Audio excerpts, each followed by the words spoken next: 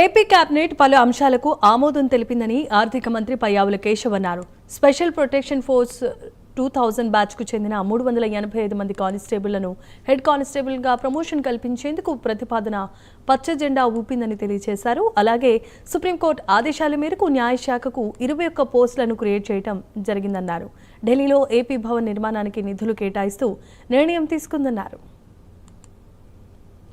జరిగినటువంటి రాష్ట్ర ప్రభుత్వ కేబినెట్ సమావేశంలో దాదాపు 41 అంశాల మీద ప్రభుత్వం నిర్ణయాలు తీసుకోవడం జరిగింది.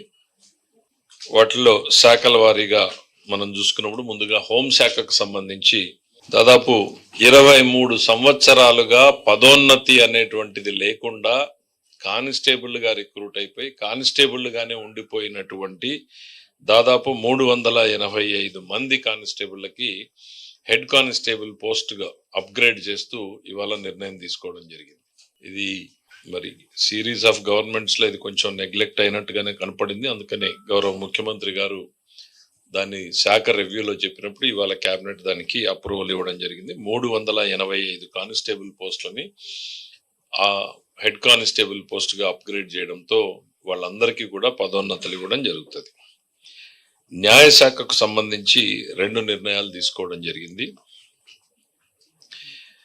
గౌరవ సుప్రీంకోర్టు ఆదేశాల మేరకు కొన్ని పోస్టుల్ని క్రియేట్ చేయమని చెప్పి సుప్రీంకోర్టు ఆదేశాలు ఇవ్వడం జరిగింది. దాని ప్రకారం దాదాపు రాష్ట్రంలోని న్యాయ విభాగాల్లో మొత్తం 21 పోస్టుల్ని క్రియేట్ చేయడం జరిగింది. 21 పోస్టులు ఎలాంటివంటే chief court manager, 5 senior court మేనేజర్లు, 15 కోర్టు మేనేజర్లు, ఇవన్నింటినీ కొత్తగా పోస్టులని క్రియేట్ చేయడం చేస్తూ కేబినెట్ నిర్ణయం తీసుకోవడం జరిగింది. దాంతోపాటు న్యూఢిల్లీలో ఏపీ భవన్లో మనకి అడ్వకేట్ ఆన్ రికార్డ్ కార్యాలయంలో